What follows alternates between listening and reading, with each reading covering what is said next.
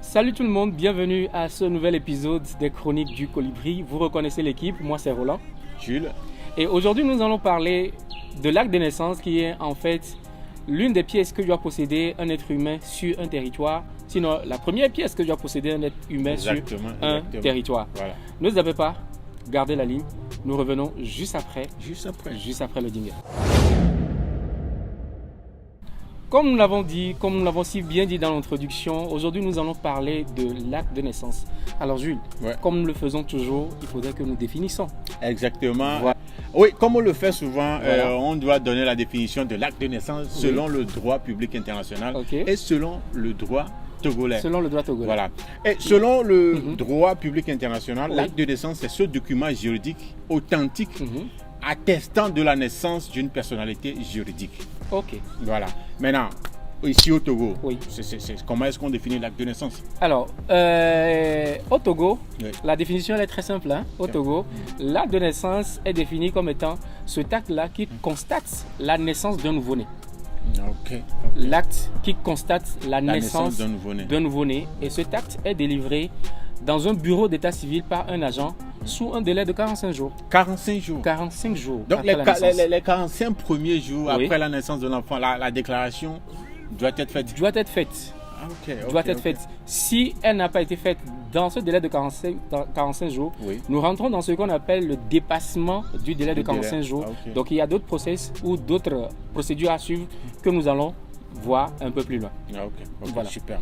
Maintenant, parlons, nous avons bien défini l'acte de naissance. Quelle est donc son utilité? Oui, l'utilité de l'acte de naissance, c'est aller sous Bondolo, très franchement. Oui, tout d'abord, ça permet d'identifier une personne, l'acte de naissance. Et en plus de cela, ça permet de connaître le taux de natalité dans un pays. Alors, donc, c'est pas dans ça on dit on est 7 millions d'habitants?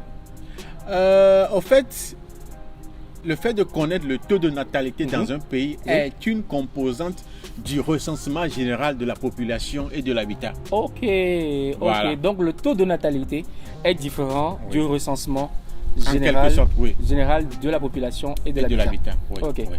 Ok, maintenant, ça ne s'arrête pas là. Ça ne s'arrête pas au fait que ça permet d'identifier ou bien de connaître le taux de natalité. Mais ça permet aussi de se faire quelques documents, d'autres documents administratifs, comme par exemple la nationalité, la carte nationale d'identité, le passeport, et même la carte d'électeur. La carte d'électeur. L'acte de naissance, c'est comme le pilier autour duquel gravitent tous les autres documents. C'est très intéressant. C'est la base même. Donc, tout le monde doit normalement avoir. Si tu n'as pas d'acte de naissance, tu es. Sa pièce. On peut te voler, on ne te connaît pas. Donc, autrement dit, si tu n'as pas d'acte de naissance, tu es. Tu es no man's land. On ne te connaît pas, mon frère. On ne te connaît pas. Tu es sans papier. On ne peut pas t'identifier. Donc, tu peux être sans papier dans ton propre pays. C'est possible. Si on ne te déclare pas, tu n'as pas d'acte de naissance, mon frère. Tu es sans papier. Personne ne te connaît. Mais à part ça, on parle d'acte de naissance, bien évidemment, mais quelles sont exactement les pièces à fournir pour se faire délivrer cet acte de naissance?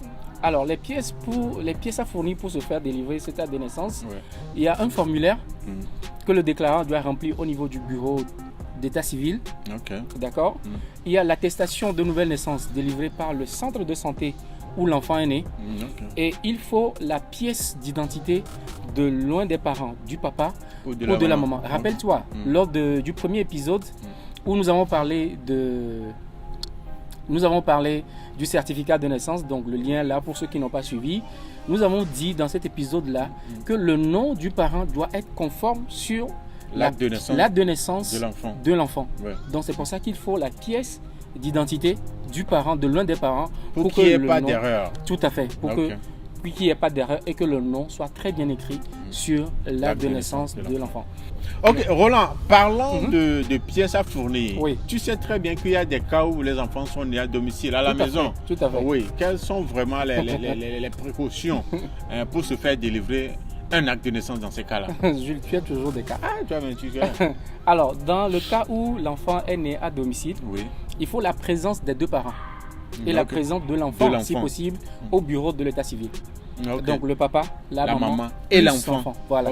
Et l'enfant doit se rendre au bureau de l'état civil pour qu'on constate la naissance et qu'il fasse en retour la déclaration de la naissance de l'enfant. Bien sûr, en se munissant de leur pièce d'identité, c'est très important. Et les enfants abandonnés, hein? Tu sais bien qu'il y a des sœurs parfois, ils donnent naissance et puis ils laissent l'enfant quelque part. Et puis... Ce sont des cas alarmants, mais ça arrive, Jules, ça arrive. Et dans le cas des enfants abandonnés, toute personne peut aller faire la déclaration. La personne qui recueille l'enfant et qui reconnaît cet enfant-là peut aller faire la déclaration, ou au cas où cet enfant est amené à un centre, donc le centre peut se charger d'aller faire la déclaration de cet enfant-là au bureau de l'état civil. Voilà. Alors, mais Jules, dis-moi, donc tout ça là, ça coûte combien? La déclaration d'acte de naissance, ça coûte 0 francs. 0 francs. 0 francs pour un Togolais. Mais un enfant, hein, un nouveau-né qui a des parents qui sont pas Togolais, voilà, ça coûte 5 000 francs pour la déclaration d'acte de naissance. D'accord. Ok. Mais Roland, on parlait d'acte de naissance. Tout à l'heure, on avait parlé d'un délai de 45 jours au cours duquel la déclaration devait être faite. Voilà. Mais dis-moi, au cas où ces 45 jours ont été dépassés, je parle précisément du cas du dépassement du délai. Voilà. Quelles sont les procédures? Que doit-on faire pour se faire... Alors, il arrive bien sûr, comme tu l'as dit, il arrive. Alors, dans ce cas-là, qu'est-ce que les parents doivent faire? Le parent doit se rendre au tribunal territorialement compétent, c'est-à-dire le tribunal du lieu de naissance. De l'enfant. Voilà, de l'enfant, où il se rend dans le bureau du greffier, où il va aller faire la déclaration. Il va aller faire, où on va lui délivrer ce qu'on appelle le jugement civil sur requête, qui coûte 2250 francs. 2250 francs. Alors je t'explique. Il y a 2000 francs pour la procédure et 250 pour le timbre qui sera mis sur la pièce. Là, je comprends mieux. Il y a pas godo. Donc 2250 francs où on va délivrer à cet enfant le jugement civil sur requête. Maintenant, quand le parent sera en possession du jugement civil sur requête, il doit maintenant se rendre à l'état civil du lieu de naissance pour une transcription de cet acte-là au registre. Pour avoir le format standard. Et il y a le format l'Oboya. Donc le parent doit se rendre à l'état civil dans un délai de 12 mois. Ah oui. Mais si ça dépasse le délai de 12 mois? Alors si ça dépasse le délai de 12 mois, et donc l'enfant ne va que se contenter du jugement civil sur requête. J'espère que ça ne change rien. Non, ça ne change rien. Il peut l'utiliser comme un acte de naissance. Bien sûr. Alors Jules, quelles sont les pièces qu'il faut pour aller faire ce jugement civil sur requête? Oui, tout d'abord, il faut adresser une demande au président du tribunal du lieu de naissance de la personne, du demandeur, et puis ou bien fournir la fiche de déclaration postnatale et délivrée par la sage-femme. Donc le papa doit retourner au niveau du centre de santé où l'enfant est né pour avoir une déclaration postnatale qui est délivrée par la sage-femme. Ok, d'accord, super.